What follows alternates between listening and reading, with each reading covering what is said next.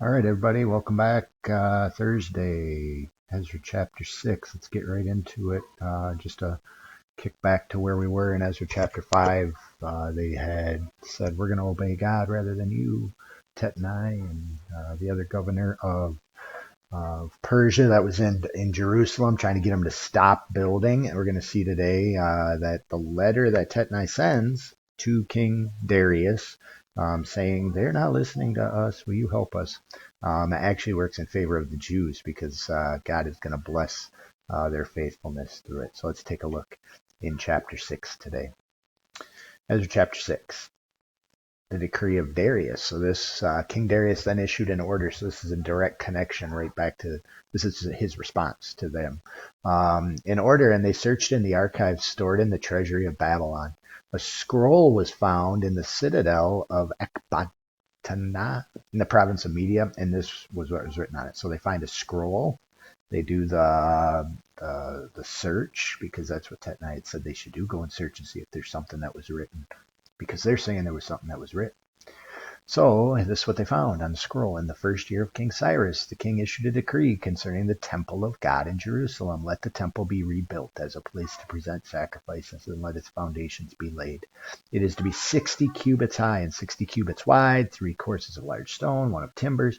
The costs are to be paid by the royal treasury. So that's going to be something 20 years after they had stopped that is going to go, we got to pay for this too. Also, the gold and silver articles of the house of God, which Nebuchadnezzar took from the temple in Jerusalem and brought to Babylon, are to be returned to their places in the temple in Jerusalem, and they are to be deposited in the house of God. Now then, Tetnai, so he directs it right back at him, governor of Trans-Euphrates, and Shethar Bazanai, and you other officials of that province, stay away from there. Do not interfere with the work of the temple of God. Let the governor of the Jews and the Jewish elders rebuild this house of God on its site. So he says, it's been decreed by Cyrus. I'm going to follow that decree. Tetnai, get out of there. Don't mess with them. Let them do what they're going to do. All right. So you can kind of see a direct connection right back to chapter 4, verse 3, when it says, But Zerubbabel, Joshua, and the rest of the heads of the families of Israel answered, You have no part with us in building a temple to our God. We alone will build it for the Lord, the God of Israel, as King Cyrus, the king of Persia, commanded us. So they told the people who tried to help them in the beginning and said, No, this is for us. Cyrus commanded us to do it. We need to do it. So it's King Darius is saying that that's exactly the case from what he found. Also in chapter 5, verses 1 through 5, this was yesterday with Haggai and Zechariah and all of the leaders doing what they were supposed to be doing. The prophets of God were with them, supporting them. And then Tetnai comes and says, What do you think you're doing? Who authorized you to do this? What are the enemies of those who are constructing this building? But the eye of their God was watching over the elders of the Jews. So God was watching. It said it in the beginning of chapter 5. There's some problem with, and so they have to put it on halt. But God is still watching. And now what do we see in Darius's response today? We see, what do we see? This won't work. Didn't work yesterday either. Huh.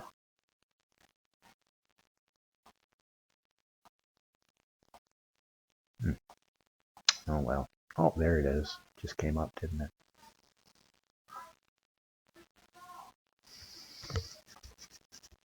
Whatever. Here we go. What do we see? We see Darius saying, okay, let's search. Let's find a scroll with Cyrus's decree and let the Jews go and build the temple. We looked at those two. Tetnai needs to allow this to happen. Or it says he's going to be put to death. So take a look. Go a little further. Now, Tetnai, governor of Trans-Euphrates, and Shethar-Bozenai, officials, stay away from there. We already read that. Verse 8. However, I hereby decree what you are to do for these elders of the Jews in the construction of this house of God. Their revenues are to be paid fully out of the royal treasury, and then it says, give them everything they need, young bull, rams, male for their burnt offerings, wheat, salt, wine, requested by the priests, must be given them daily. They may offer sacrifices pleasing to the God of heaven and pray for the well-being of the king and his sons. So not only do you have to allow them to do it, but you also have to give them some things, some stuff. Furthermore, I decree that if anyone defies this edict, a beam is to be pulled from their house, and they are to be impaled on it. impaled on. Sorry, I had to stop and then restart.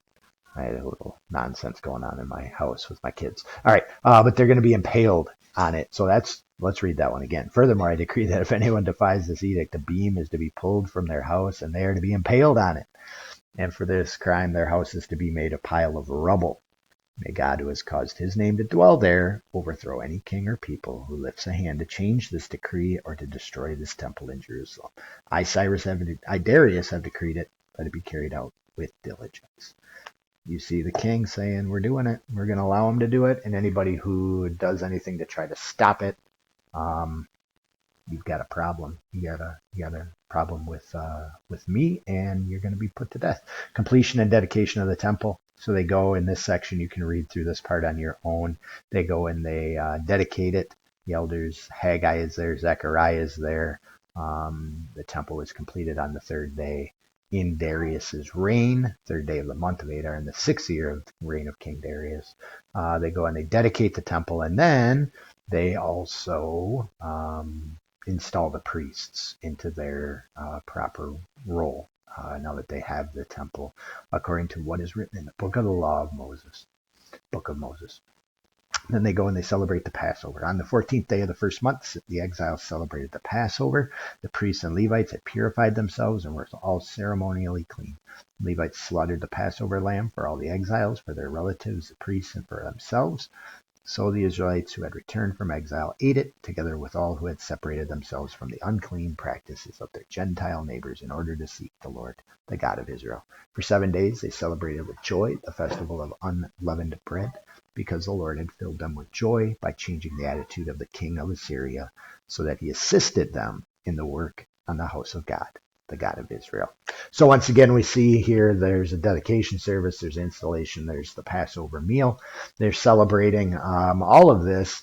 Says it took 20 years to fulfill the work that God wanted them to do. What does that mean? I think it means this, to listen to God, right? Be faithful in listening to him. Be diligent in your work. Be honest, be truthful, be hardworking. No matter what circumstance you are in, go ahead and follow God's will. And then if it's his will that we sit here at home for a while and we take some time away, and then that's his will, and we're going to allow his will to be fulfilled in his time. So when he wants that temple finally dedicated, he'll get it dedicated. He'll make sure of that in our lives as well, that if it's his will, he's going to work in his own way to make sure it's a good thing for us and it's a pleasing thing for us. So that's chapter 6 of the book of Ezra. May the Lord richly bless your day. I do want to check in with all of you at 10 o'clock. Be a short meeting just to see how things are going. I'll see you then.